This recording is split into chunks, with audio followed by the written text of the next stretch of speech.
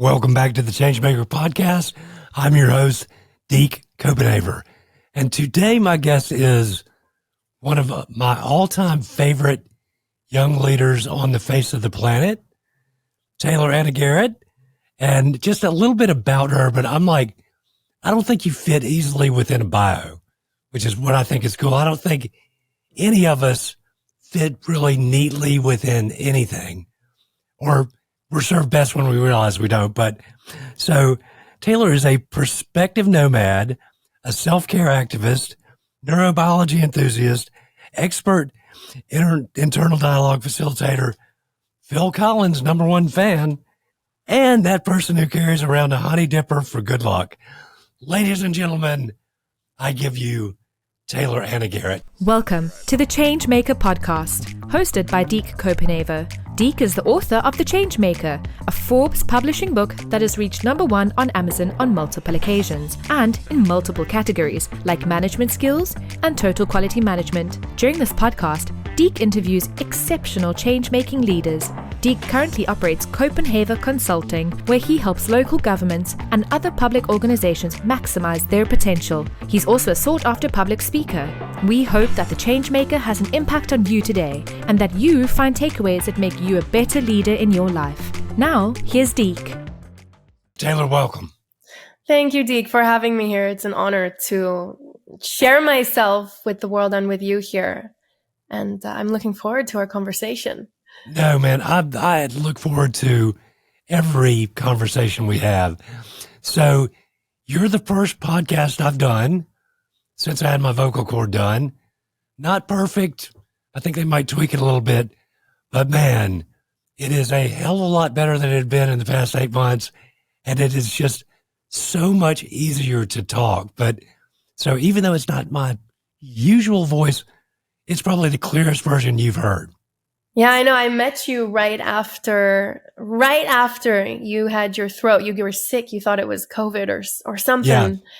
And then we found out that it was a bit more than COVID. Yes. But let's get to you. I mean, yeah.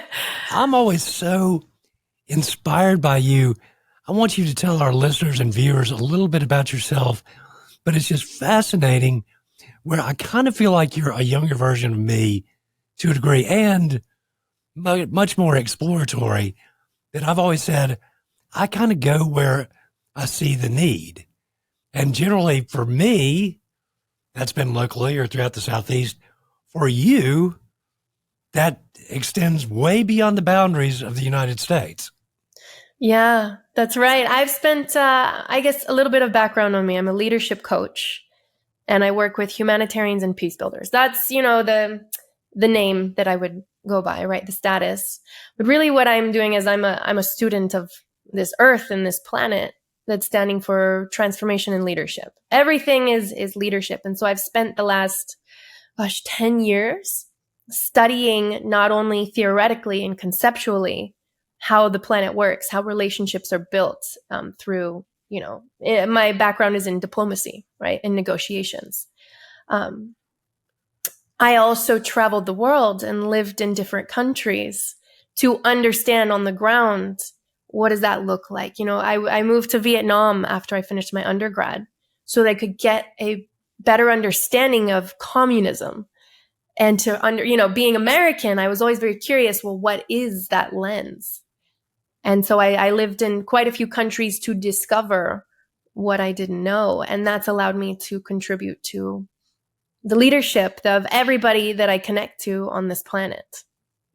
A lot of the work like you do. It's interesting though, because I do believe, to be a really well-rounded leader, it takes immersing yourself into different cultures. And I want to hear more about your travels, but I use it as an example. So I love to talk to Uber drivers, but I had one here in Augusta years ago.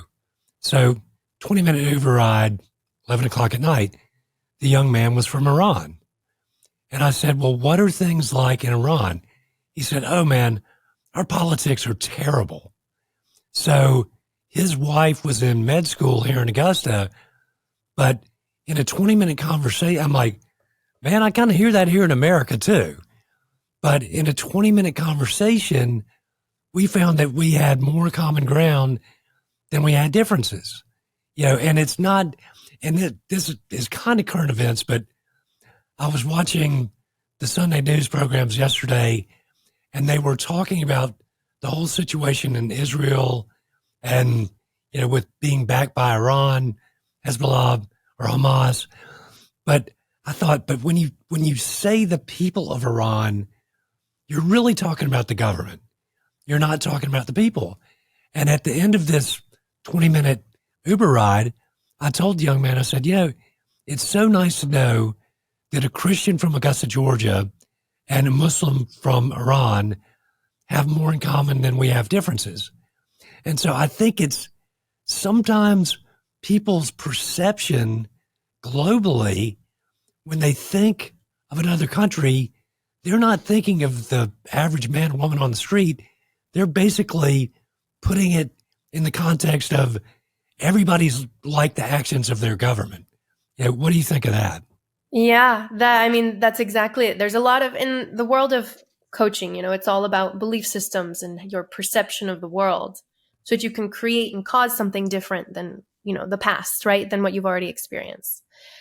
And when we're talking about perception, this often becomes your projection. And so one of the number one things that I say, when I'm working with clients is give what you came to get. Yeah. Give what you came to receive, and you will always be experiencing that. And so, it's amazing that you're in Uber. I actually learned Spanish in Ubers when I was in Colombia. Uber is the most amazing little, safe space to connect with another human. Thank you, Uber. So this is a spectacular conversation about, what are we generating in our experience? And it's these small moments in the car with Uber, or your conversation with your partner, or, the cashier at the store, where you create a better world, right? It is. And I think one of the issues, and I'd love to get your take on this. So I think part of my secret weapon is that I create safe spaces where people feel free in talking and not like they're being judged, which allows me to really connect at the grassroots level. And grassroots engagement is my favorite thing to do. But it is to have, whether it's your partner, somebody you meet in a foreign country, or somebody you meet at a farmer's market, those conversations are so important. And I agree with you. I think that's where we start to change the world. And people are like, well, it's going to take a major action by the government. I'm like, if we really want to see positive change in the world, it's got to start with us and start at the grassroots level. Exactly. It happens right where you're sitting. It happens with the next conversation. This is the most important way that we can understand the change, the impact we can make. Often we feel, I'm just a drop in the ocean. I don't really matter. And I think that is the biggest kryptonite to change is I don't matter. I don't really have a say. But it's, in fact, you are a drop in the ocean, and every drop creates a wave, which creates a tsunami or a really nice day on the beach, right? It's all relative and interconnected, which before we jumped on, you were just talking about, yesterday was it yesterday? Yeah, you were driving through, or Friday, feeling one with everything. Yeah. And that's freedom. That's so funny. I'm like, that sounds hippie, trippy, dippy, but I am a Christian, and I'm like driving through middle Georgia on a beautiful day through these small towns and the countryside. I'm like, Lord, through you and what you've placed within me, I'm not separated. Sometimes I told you feel like if you go off, and take a leap of faith as a leader, it's a lonely position. People will often say leadership is a lonely thing, but I'm like, I think I'm redefining that for myself and hopefully for others. But I'm like, if you believe that what you're doing is being a part of something larger than yourself, then you actually, and if you believe, you've got a divine spark within you, then you're not alone. You're a part of everything. You're a part of God's creation, which, that was a very interesting moment for me. But I'm like, I just think this healing journey, I was telling my wife, I'm like, it's a religious experience for me. And it's like, rather than limiting my world, the disease that I don't think I have anymore has actually burst it wide open. Yeah. Well, and one thing that I love about you, I mean, you've just been amazing to experience the past few months as you're going through, the changes in your life and in your body. And what's so amazing about you is you're in a constant state of wonder and curiosity. And I always like to say, the future belongs to the curious, right? Because that's where we generate something different than what was, whether that's breakdown in governments, families, international relations, whatever that is. All of the stuff we don't want, we can't create more of what we do want by thinking about what we don't want. And that's why I love talking to you, because every time it's always this state of wonder of what's possible. Well, and it is, I think that curiosity and that state of wonder, there are lessons to be learned all around us every day. I think so often we're distracted, and so we're not. And every day I pray, I'm like, Lord, make me less childish and more childlike in my wonder on the world. But I'll give you another epiphany that I've had. First time that this has been rolled out there, to get your take on this. So as I say, my voice is not perfect now, but so I think extreme polarization is one of the, biggest threats to our democracy. We've seen the recent actions in Congress, how our Congress has basically been paralyzed by a very small group of people. But I thought, okay, well, 8 months ago, the nerve in my left vocal cord was severed by a tumor. So it created a situation where my left vocal cord couldn't effectively interact with my right. Hence, I had a very strained and very weakened voice. So my surgery 2 weeks ago injected filler into the left, which allowed them to interact more effectively once again. And I'm like, I would say polarization is that cancerous tumor that's cutting off the lines of communication to where America's voice is strained and weakened, when particularly right now, we need a strong and clear voice as a nation. And so I view the work of what you're doing and what I'm doing, it starts with us. Every other, movement that's bridging, building peace, we're trying to interject that filler in the same situation to recreate those lines of communication. And I would say this too, okay, they might not have been communicating, my fellas in there, they were still part of the same body. So I think we kind of need an intervention these days. Well, can we reframe this further? Because this is a fascinating subject. So how I would look at this is, in fact, the polarization, the contrast. It's really what colors our world and tells us more of what we don't want to know more about what we do want. So there's this clarifying factor because it's in your face. You can't get, away from it.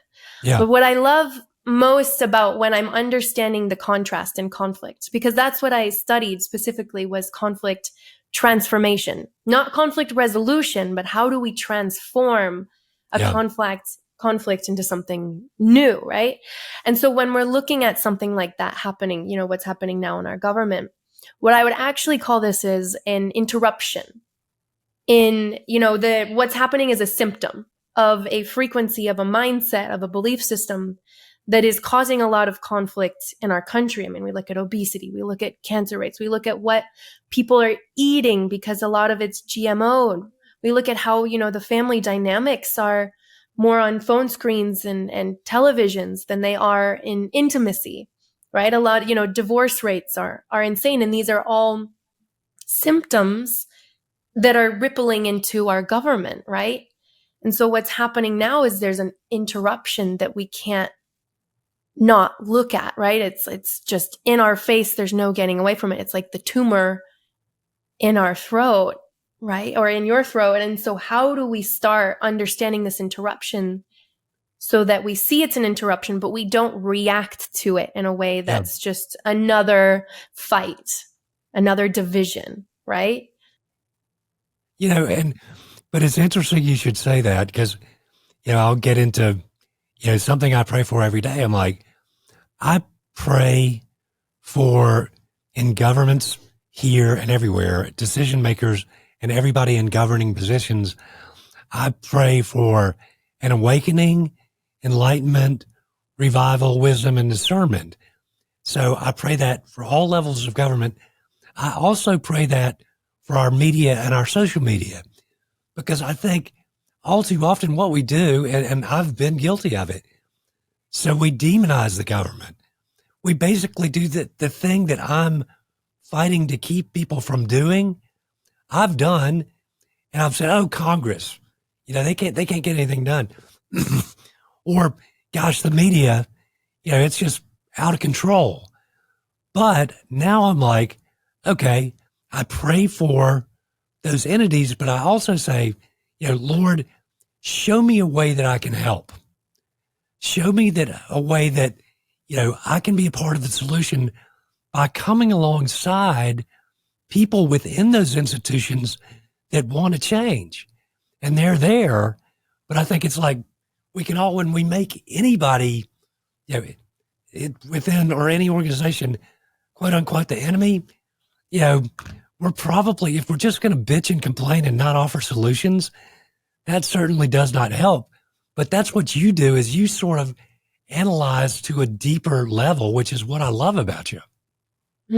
Thank you. Yeah. I mean, it's, gosh, there's a lot of things from what you just said that are landing that I want to highlight, because you talk about responsibility.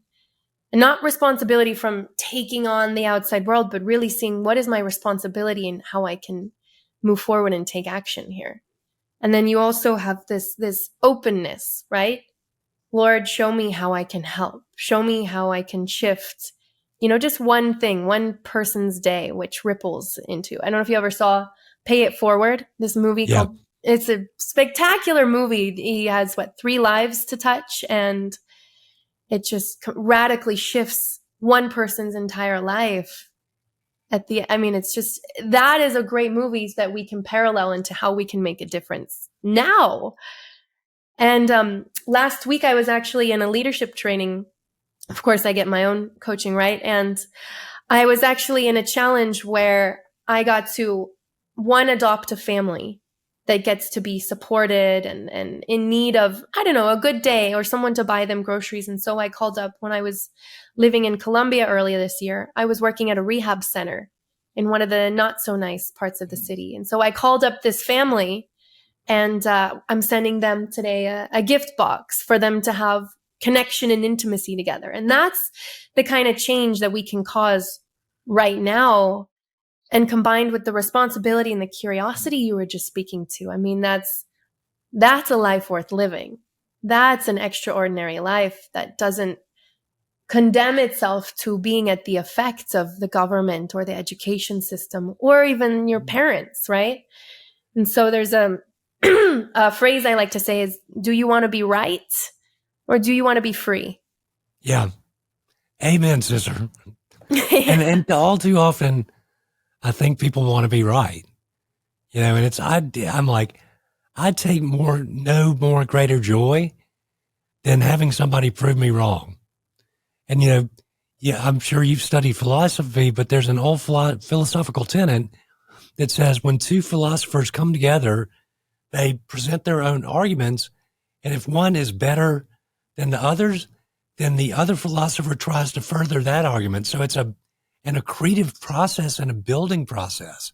But if you always want to be right, you can't be a part of that process.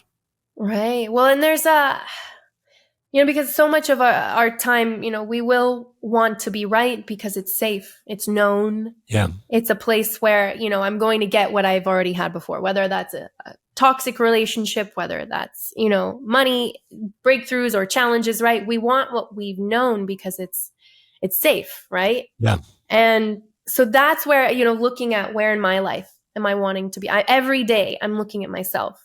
Where am I wanting to be right? Not from a place of self-judgment, but really, you mentioned discernment. And just to understand where my energy is and how I'm looking at the world, which is why I like to put myself in very foreign contexts, because that is the ultimate way that puts me up against my belief system of what I know to be true. And I'm always understanding. I was in Colombia working with former terrorists, right, this year. And that is a beautiful way to see the us versus them, conflict from the outside, so that I can come back here and apply it to my own belief system that is subconscious from, that I instilled before the age of 8, right? Most of these beliefs. I think it's so easy, and people can be manipulated if they don't have a broad worldview. So it was recently said by a presidential candidate that, immigrants coming into America are poisoning the blood of America. And I'm like, to me, I pray for immigrants every day, because I'm like, they're not all terrorists. They're not all murderers. Are there bad elements coming through our southern border? Yes. Do both parties need to work together to address the immigration issue? Yes. But just to make those blanket statements about thousands of people, I think that's kind of dangerous.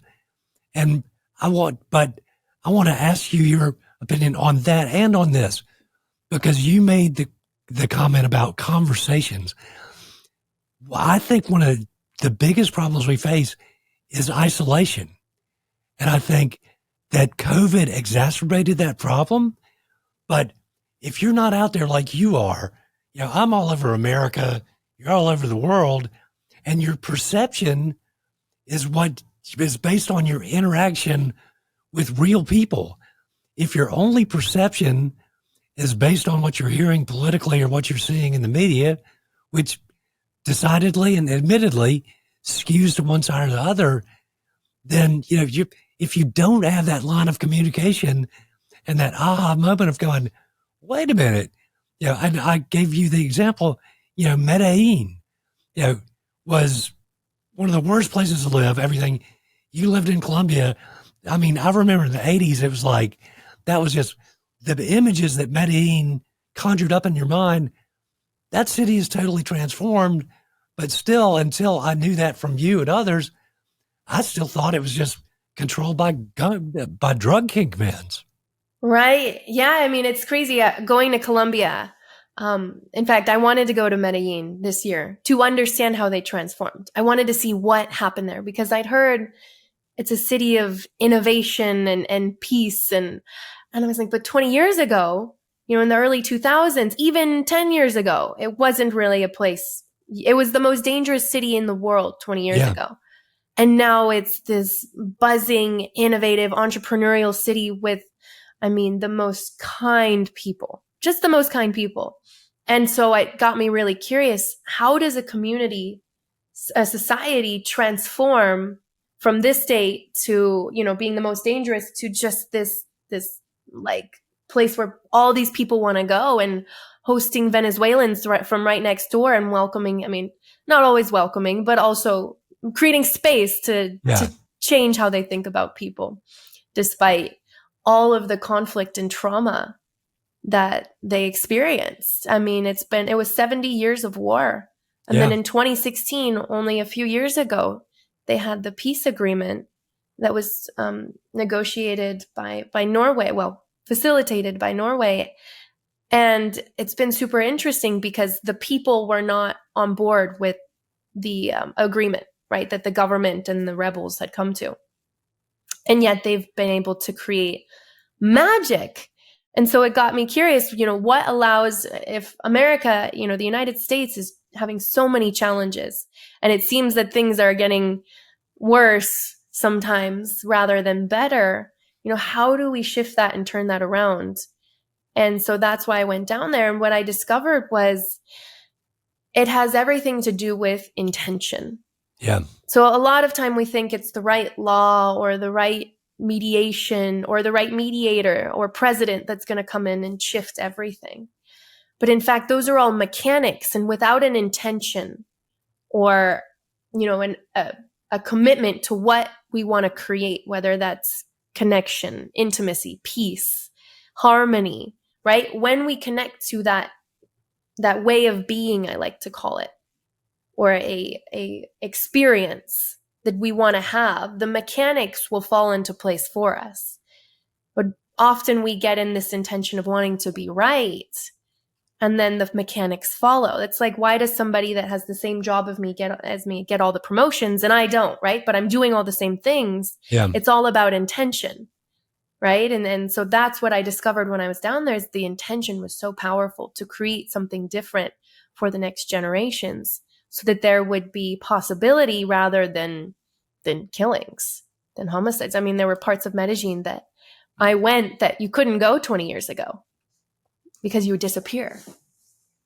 And it's a profound transformation. Well, I will tell you, and you and I have had these conversations. Your generation, the younger generation in our nation, and I thought about it when I spoke at this corporate retreat on Friday. So the majority of people, it's an engineering firm, the majority of people in that room were 20 and 30 something years old. And so I said, so this engineering firm is banking on 20 and 30 somethings because they have to. I mean, in every field, there's a shortage of engineers. There's a shortage of everything. But I think all too often, going back to the, blanket statement, the younger generation, we've discussed, I was Generation X, we're lazy, shoegazers, blah, blah, blah, blah, blah. Every knock is put on every generation. But what I've seen from your generation is I'm like, I am coming in contact with the most amazing, bright people who don't just want to change the world. They're actually going out there and doing it. So your generation gives me great hope for the future, rather than being fearful of younger people taking jobs, or they're lazy, they just don't understand, blah, blah, blah, blah, blah, blah. I'm like, no, they're creative. They're energetic. They love to work together. I'm like, those are all great attributes to me, and great attributes of good leadership. I love that, and when we want to create something that works for us, what I love about what you're saying here is it's about creating and finding evidence for that and generating that. So in every young person I meet, how can I get curious about them and see what their light is, what their passion, their vision? And that's a lot of the work of transformation, is finding evidence for something that you want to experience, rather than they're lazy, they don't do anything, they only hold a job for 2 years and they're not committed, right? We can find plenty of evidence for that, but what do we want to cause?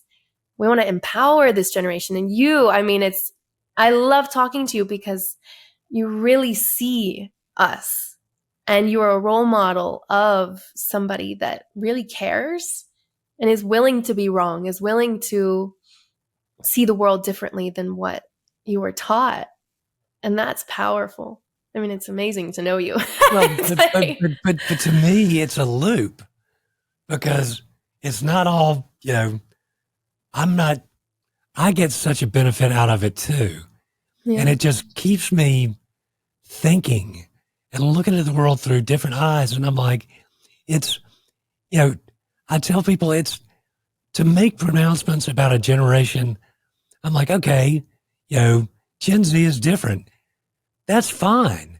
But if you're a company or a community or frankly a political party, and you don't make space for new ideas and welcome them in and try to say, no, you need to sit at the children's table, or you need to conform to our ideology and the way that we see the world, that just doesn't work, No.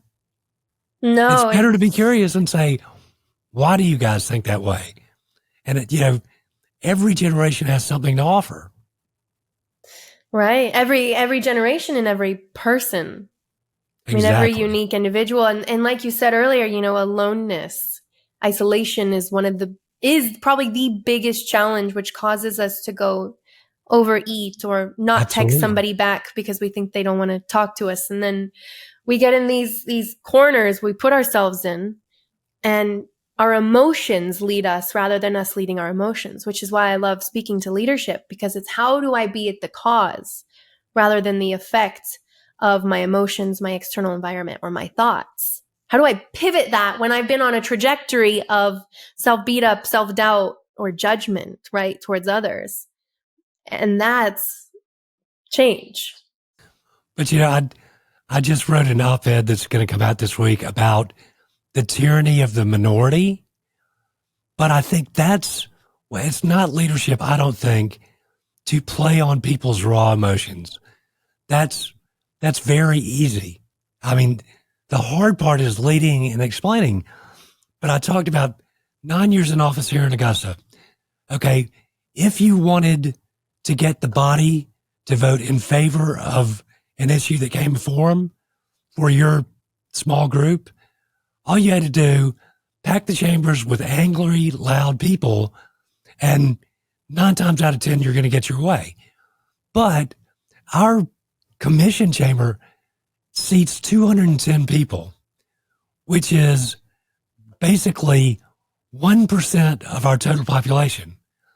But yet, that 1% could get the body to vote their way, but based on but I'm like, think about that. And for elected officials, you're letting 1% convince you to make through, just being loud and obnoxious, but that's not educating people. And what we saw happen in Congress, with the removal of the Speaker of the House.